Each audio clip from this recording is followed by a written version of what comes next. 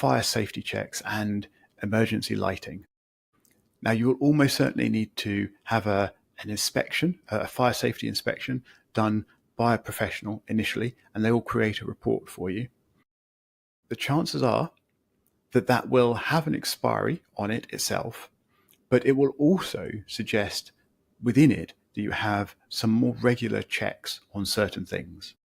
So you may need to specifically check the smoke alarms every month. You may need to specifically check the emergency lighting every 6 months. Now, these durations are not set in stone. They're not something you can rely on. You need to check your safety report and the requirements of your council to make sure that the expiries are appropriate and correct for your situation. But you probably will have them in there somewhere, especially if you've got a larger HMO.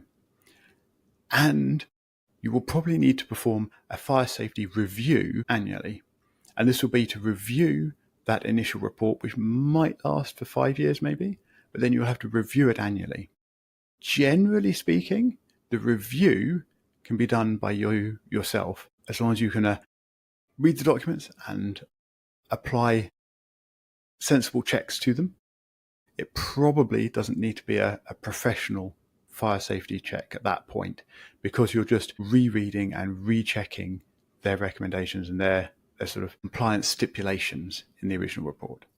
However, check your local council, check your HMO license requirements, check what's actually in the fire safety report that the professional puts together for you. Those expiry dates might be different.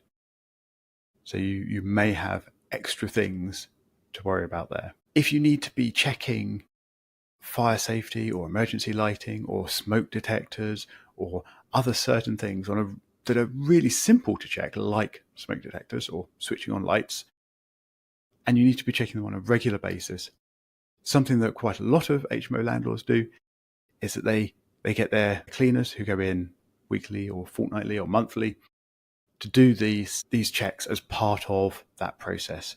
And they have a recording process as well for them to record that they've done the check and sign off that that's been completed in order to maintain those safety records.